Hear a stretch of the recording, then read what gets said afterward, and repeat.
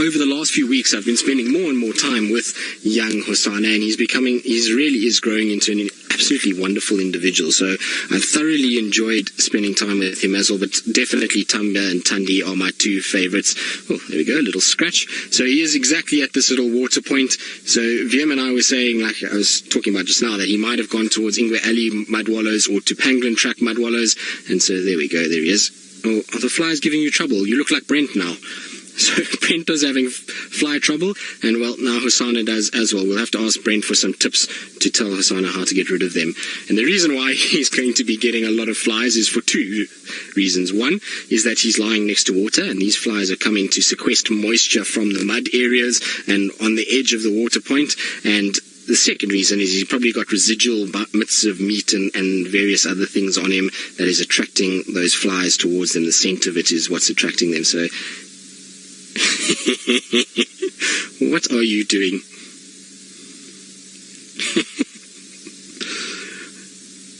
Of course, this is not very successful at all. I don't think he's caught one, but we've got to give him an A for effort and perseverance.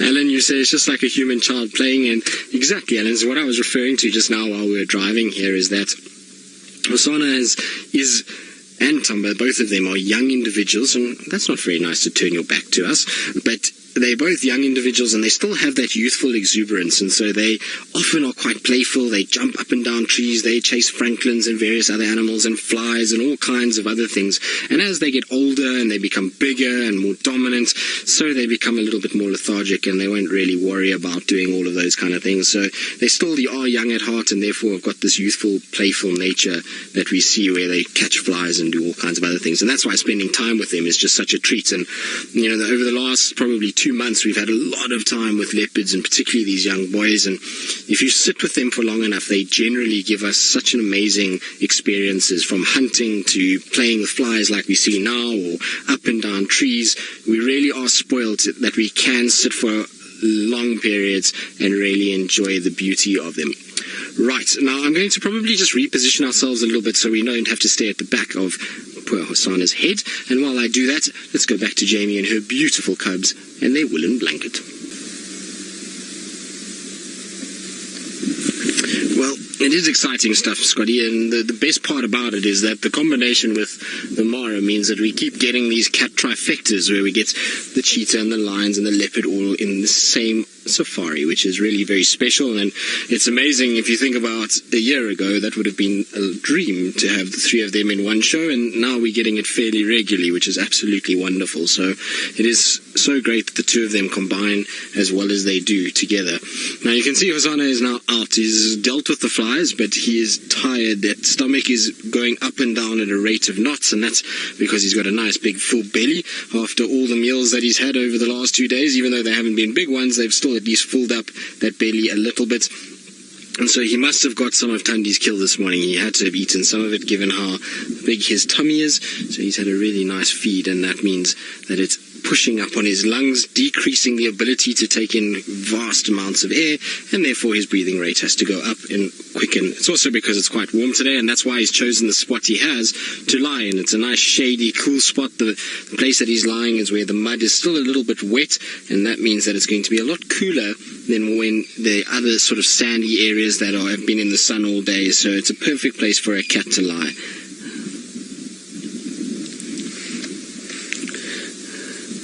David, you're wondering why leopards and lions don't mud wallow like hyenas do. Well, probably just from the simple fact that cats don't really like to get wet. They like their kind of coat to be in good condition. They don't like to be bogged down with wet fur. But in saying that, is there are a number of cats that will cross rivers and will swim. If you go into the delta in Botswana, it's quite common to see the lions and the leopards walking through quite deep water to get to the other side. And there was actually a pride of lions down in the south of the Sabi Sand called the Charleston Pride, and there was a female and 2 young males in that pride, and they actively used to sit in the Sand River. So I have had many a sighting with them where They would sit in the sand river itself. They would lie down on one of the sandbanks, and the water would be about chest deep while they would sit there, and they would just spend an hour or two just lying in the water, resting and relaxing. So it was really quite strange to see. So they do actually do it from time to time, but they just don't really like their fur to be wet, and that's more of the reason why they don't get wet like the hyenas and the wild dogs do. They tend to like to cool their bodies down.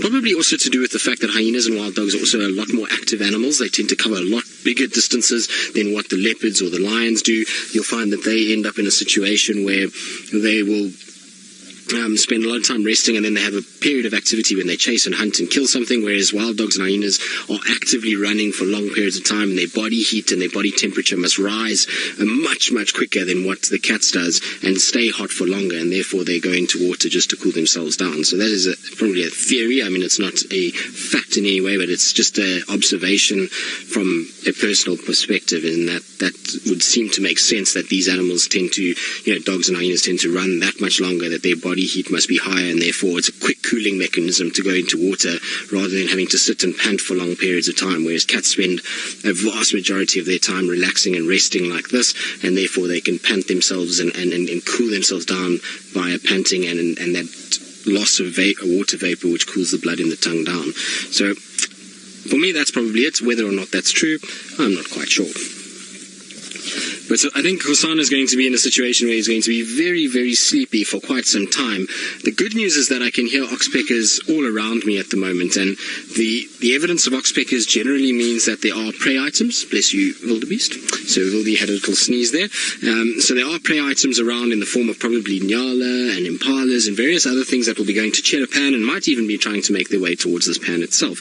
And that's going to be good news for later when we get Hosana and the sun setting. You might find then he's going to get a little bit more active, and even though he's fed today, it still won't stop him from going after some food and actually trying. Now, the position that we're in now is really nice because we can see all of him, but I might just loop around just so we can get some close-ups of his face and just change the angle up a little bit. Andrea, you're wondering what the name for Hosana means. Well, Hosana means the little chief, so that's basically what his name means, or little prince. And so it was given to him by Brent and James and all of the Vuatela guides, and it's because he comes from the royal lineage, which is from Kruger. So she was the queen of Djuma, and then Tingana, the duke of Djuma, and so it just seemed fitting to give him a kind of royal name. Now, I'm going to try and just quickly get around and try and see if we can see his face and get a little bit of a different angle. And while I do that, I believe Brent's other spotted cats are starting to wake up. It is still bright and sunny. You can see that the sun is still glowing very brightly above the horizon. Now, for those that have just joined us, my name is Tristan, and Hosana is still flat and sleepy and is really taking a big nap. He's got this massive belly at the moment, so he looks as though he's like a beach ball lying there. You can see, look at the size of that tummy. Very well-fed individual, and he is lying ever so peacefully in this cool, muddy area, and he's got his foot propped up against the bank there. He's had the odd fly problem to deal with this afternoon, but nothing too major. Otherwise, he's had a really good nap. There's been a couple birds that have flown past that haven't even disturbed him, so he really seems to be just enjoying the fact that he's in a bit of shade as it's starting to cool down now. Oh yeah, if a lioness came up towards Hosana, he would first and foremost probably run for his life and try and get out of here and into a tree. But let's say he couldn't get to a tree and he wasn't able to get into any point of safety, the lioness will most certainly try kill him. So they would definitely fight, and the lioness would try kill him. And in fact, the Styx Pride has killed a couple of leopards in this particular area. And then if you go into Londolozi and Male Male to the south of us, well, there's a lot of leopards that have been killed there by lions as well. So a lion is a serious threat for a leopard. Now, there's a bird that's just landed up on the dead tree at the moment. There's one that we don't see very often. We don't, Brent. The sun is just dipped over the horizon now, and so it's still quite light, and we can still see Hosana absolutely perfectly. So it is perfect weather, and it's now cooling right down. The wind is settled right down as well, which means that it's going to be good conditions for Hosana probably to start hopefully waking up a little bit. The flies are starting to drive him absolutely crazy. You can see them buzzing around his ear every now and then, and his ear flicking. So I would imagine that we're going to see a situation where Hosana is going to start to wake up slowly but surely. There's a much cooler feel to the air now than there was about half an hour ago. And so what I'm hoping is going to happen is that from here the flies are going to drive him mad enough that he's going to pop his head up and maybe go for a little drink and get a nice bit of moisture, and then from there start to walk around and see what's around him.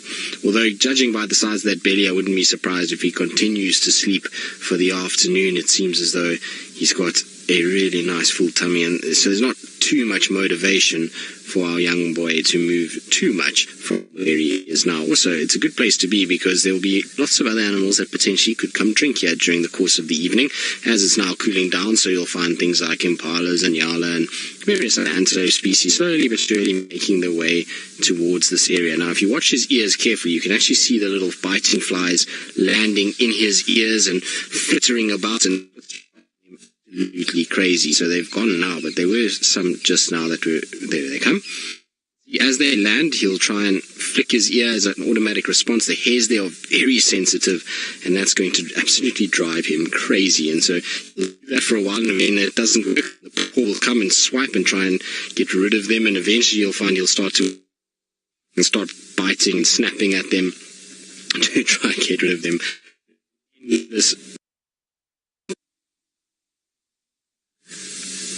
Mr. P saying, can't believe how big Hosana's gotten. I know, he is getting rather large, isn't he? He's starting to get that bulky male leopard appearance, and it's amazing to have watched him develop. I obviously didn't see much of him as a cub. I did see them fairly young. I think the first time that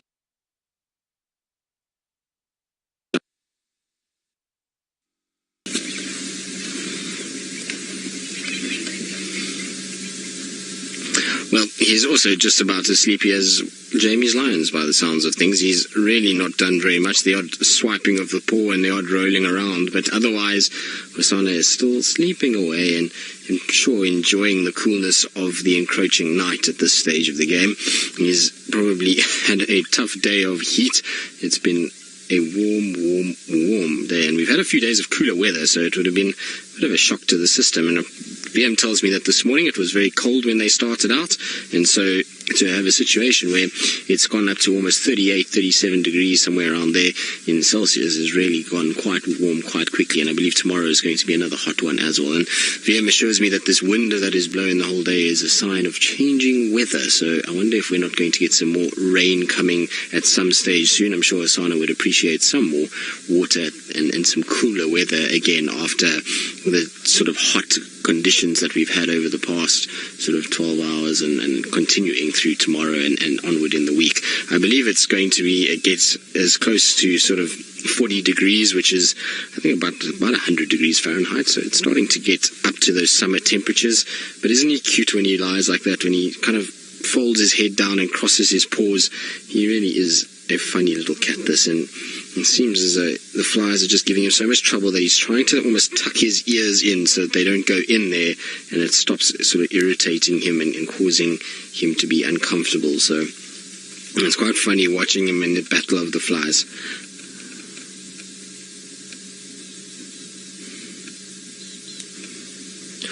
Janet, you're asking why I think that the lions always seem to have more flies and bugs on them than the leopards do. It's an interesting question, Janet. I'm not 100% sure why that is the case.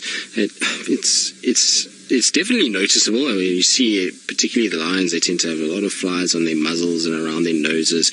Maybe it's because the leopards are just that much more active at keeping them off you. I mean, you can see Hosana, even though he's sleeping, he's constantly pawing at his face, flicking his ears, whereas lions sometimes just give up and allow the flies to just kind of mass on them. But I'm not 100% sure. It's an interesting kind of observation and one that certainly holds some truth. But as to why it happens, it's one of those little bush mysteries that we have out here. There's a lot of those kind of things that goes on. Maybe somebody out there has an answer to it, or somebody has studied it.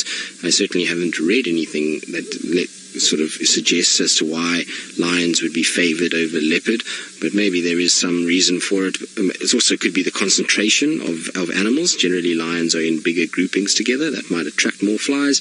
I'm not 100% sure. It really is quite an interesting sort of thought, and I don't know. I'll do a bit of research and try and see if I can find out, but I honestly have no idea why lions would have more than what leopards do. Megan reckons lions are just stinkier. What do you think, Wildy? You reckon smellier, or do you reckon it's just because there's more of them? Smellier. Yeah, Sven's nodding his head and he says they're definitely more filthy than what the leopards are, or filthier, should I say. So it is a situation that lions tend to be maybe a little bit more on the manky side, and that's why they end up with a situation where it gets a lot more flies. Now, there's going to be a vehicle that's going to come past us shortly, so I do apologize about the noise as it does meander past our vehicle. Hopefully we don't end up being hit by said vehicle, because it is quite a tight space. But oh, there your eyes are. We have not, I don't think, seen Hosana with his eyes open since we arrived at the beginning of the sighting. I thought the vehicle might wake him up, but alas, he's back to sleep again.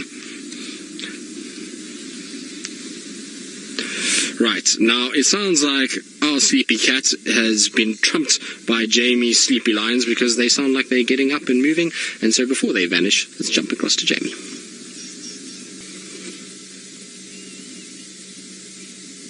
Well, we were looking at the spotted cat when a whole flock of red-billed quellias came over, which has awoken Hosana. There was also something else that disturbed him. He shot bolt upright and was looking, and then he even started to sort of chuff a little bit. So there was some fork-tailed drongos making a noise. We can't see anything else around us.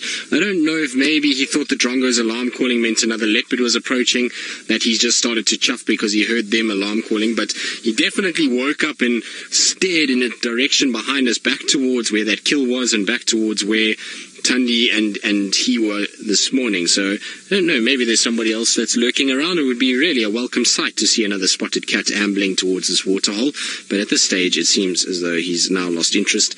You can see, I love when the leopards look up like that. It's just the best thing. They kind of have this curious sort of stare to them as they look into the trees and look into the sky. Maybe he's also seeing some more of those quellias coming along, but at least we're seeing an awake Hosana rather than a sleepy one. Of course, now he's going to put his head back down.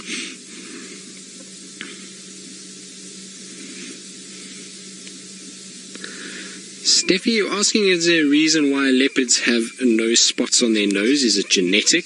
Well, there's obviously a genetic element to it that they don't have spots on their nose, but you'll probably find it forms some sort of a function. And now the reason for it is it probably is there. One is to not create a lot of darkness towards the eyes, so more light is being allowed in, particularly at night. You see they've got that white marking underneath the eyes, and so maybe a cleaner nose is just helping with getting light in. You see he's a bit jumpy, isn't he? He's kind of looking in that direction, a lot of staring happening, and he seems to be a bit on the jumpy side, but there's probably something to do with the light, allowing light in, as well as the fact that for camouflage purposes you might find that maybe that coloration, if it was too spotty, might just allow him to be seen as he kind of picks his nose up over the grass when they're looking at prey animals. Sometimes they'll kind of flatten their head down and they try and pick their nose up, and those spots might give him away, particularly in the dry brown wintry grass. Could be something to do with that as well, but it will be a genetic reason, you know, that they have different spots on their faces, and some will have a few spots closer towards the sort of bridge of the nose, and others will have some that encroach just on the sides of the nose. That is all genetic, but the reason why most leopards don't have spots on their nose itself is probably something to do with light coming into their eyes, as well as camouflage reasons. I don't think Hosana is going to lie here much longer. I think the flies are irritating him beyond all belief, so I think he's going to get to a situation where he's going to get tired of them. We're going to start seeing him possibly yawning, and then from there, maybe he's going to take us on an evening stroll along one of these roads. Now, it's going to be interesting to see where he heads from here. I surmise he might head towards Treehouse and along that direction. He could obviously head back towards Chelapan side and Twin Dams, but I think he's going to go to Treehouse. He hasn't been to Treehouse for quite some time, and so that's where I think he's going to go. Now, there are some frogs calling here, and for the life of me, I can't remember which ones they are. There are a lot of different types of frogs, and they make a lot of interesting calls, and because of the rain that we've had, I would imagine that some of them are starting to come out. And it's one of those things where you've got to try and jog one's memory. They're not calling currently now, they've just stopped, but you've got to kind of jog your memory again from summer to remember all of the calls. And I'm just trying to think of which call it could be. So I've got my frog app out and I'm just trying to get some of the calls out. So if you hear random calls, it is me. I'm trying to work out which one it is. No, it's not them. So I thought it might be golden leaf folding frog, but it's not them. I'm just trying to think which other one it could have been. Now, the noise you're hearing now is actually an insect. That's not a frog at all. The frogs were calling just now. They've stopped completely, though. So we'll just wait. If I hear them again, then we'll try and keep quiet so that you can all hear them as well. But it's so good to be hearing frogs again. I absolutely love doing a bit of frogging and looking for them and listening to them. The best thing in this deep summer is when you park at one of these pans and this cacophony of noise that comes out. It's deafening as you sit here and you try and work out all these different species of frogs that are calling. It's quite wonderful. And last year we had the most amazing bullfrogs that were all over the place after the drought, and they were wrestling and fighting and mating, and it was really interesting to watch. And I think we had a couple mornings where we sat with frogs for quite some time, and so hopefully we're going to get more of that this year. I'm really hoping we're going to see quite a number of bullfrogs and hopefully lots of other different species of frogs as well, from the stream frogs to the cassinas and all the others that go along with them. Hosana, what's going on? He seems very jumpy. He almost seems as though he's a bit aware. Maybe it's because he hasn't spent much time in this particular area for quite a while. You know, he's been spending a lot of time around Twin Dams and Treehouse, but we haven't seen him really walking around this section very much at all recently. And so maybe he's just a bit nervous of what's going on. You might be also wondering where Tundi is, and you know, it's one of those situations where the fly's annoying him already, and now any other sounds around him could potentially mean that he's getting a little bit on the sort of wary side, and that's why he's a bit jumpy. At least it's nice that he's waking up a bit. It's a good sign for us. And like I say, hopefully he's going to take us on an afternoon stroll. I'm surprised that we actually haven't seen any antelope moving to this area. This is a favorite pan for the Nyala. You tend to find Nyala drink here quite a lot. It might be that the Nyala have got other places that they're drinking at the moment in the Mulawati area, and that's why they haven't come to this section just yet. But I'm surprised. Generally see them there. But look at how beautiful that sky is.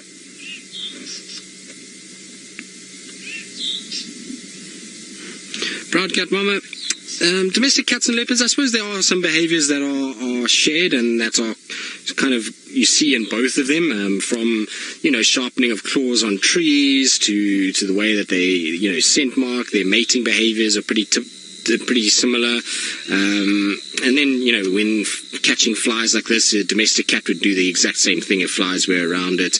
Grooming processes are very similar on both domestic cats and big cats. So there are a lot of similarities, yes. There's obviously a few differences as well. Domestic cats have it a lot easier than what you see from these bigger cats, but they are essentially very, very similar in the way that they behave, in the way that they go about things. And, you know, obviously there's slight differences in the lions in terms of that they are quite sort of tight-knit, bonded pride units, as opposed to leopards that are more solitary, which is, I suppose, a bit more like domestic cats. Domestic cats, even though they live in households sometimes with other cats, they tend to be more on their own kind of mission and do their own thing and try and move around on their own accord. They don't really walk around in prides together. They might join up for feeding time and food time, but otherwise not really too worried. So there are a lot of similarities in like I say, in their sort of daily life, but there's also a lot of differences in the way they go about things too.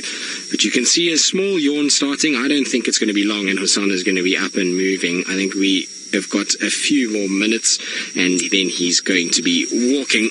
But while we wait for him to wake up and decide to start moving around and take us for a walk, I believe Jamie's lions have started to wake up, started to groom, and are doing their best in Hosana impression. Well, Hosana is now up and moving just like we thought he would be. He's just doing a little toilet time first. After a big meal, one does have to go to the toilet and just get rid of any of the excess weight that they've got before starting their afternoon or evenings moving around. So I think he's just going to finish up with that, and then we'll start to see him walking and doing his journey. Now it looks like he's going to head in the direction that I thought he would, which is westwards towards Treehouse Dam side. Now, the interesting thing about this is there are tracks for a female leopard on Philemon's cutline from last night, which I presumed was Shadow's tracks. Apparently, they go down towards Treehouse Dam. Obviously, it could have been Tundi. Apparently, they did turn back more towards the east, so it could be Tundi. But it's going to be interesting when he gets to, if he does go that way and he gets those tracks, whether he's going to pick it up and then try and double back and follow the scent of those tracks. But unfortunately for us, if he does head down the road, we're going to have to drive past that landmine that he's just laid, which is not going to smell very pleasant. So we'll have to block our noses as we go past. When leopards and lions go to the toilet, it's never a fun experience having to drive past 2 minutes later. You can see he's directly in front of us at the moment. The nice thing is that the wind is blowing south, so it's not blowing towards us, and we don't have to smell it while he's busy. We can just wait for him to... Whatever's happening there, it must be a fairly large caliber, because that took quite a while. And there we go. He's now off and ready to go, so we can now follow him. I just want... No, don't lie in the middle of the road right next to your dung. So, Sabi Jane, you say evacuation? Yes, well, I think it would be pertinent to evacuate when you hear or when you smell one of these. They really are horrific smelling bombs that leave behind. The cats are all known to leave rather nasty surprises, so hopefully it's not going to smell too bad. I'm sure it won't be great, but let's hope it doesn't smell too bad. Now, I'm going to need... Oh, you're going to flop down right there now? Okay, fair enough. You can flop down there if you want to. There's still a bit of yawning going on, so he's looking up into the trees and just having a bit of a scan around, so maybe he's just decided. Not quite sure where I'm heading to just yet. I just felt like lying in a different place. Maybe he's trying to get away from the flies around that water hole, and that's why he's just moved a little bit and come and lay down here. You can see he is panting a little bit, so still on the warm side, and also, again, full bellied, so there will be a bit of panting, but you can see that male kind of roundness and bulkiness is definitely starting to come through. He's starting to look quite imposing, isn't he? He's lost that cub face and he's now got a more serious male leopard stare to him, and he's fast becoming a decent-sized individual. Oh, big yawn. You can see those teeth are still big and white and healthy. Elska, I'm not 100% sure. I would say Hosana probably weighs in the region of maybe 60 kilograms would be my guess. He could weigh a little bit more than that, but I would say about 60 kilograms is where I would guess that he is at the moment. It's about the size. He's not too far off some of the females in terms of being a little bit bigger than them, and a really large female out here would be about 45 kilograms to 50 kilograms. So he's about that sort of range. I think slightly heavier than the females given his bulk. This is not going to be easy. So where he's going, though, is an absolute nightmare, and I'm going to have to try and figure out a way to keep up with him. I thought there was a gap here. I seem to remember there being a gap here, but maybe it's over the months. Last time I drove through here was quite some time ago at Angama, and so you might have a situation where the earlies have been a little bit busy and have closed a few sort of routes up. Now, there's a bit of water here. Are you going to come towards this area, Hosana? I don't think so. Now, with water, he's already been at a pan now, so chances of him coming to a water hole is probably quite slim. I don't think he'll want to drink. He would have just drank where he was lying if he wanted water. So it's more of a case that he's probably going to head down into this drainage line, which for us is going to be very difficult to follow.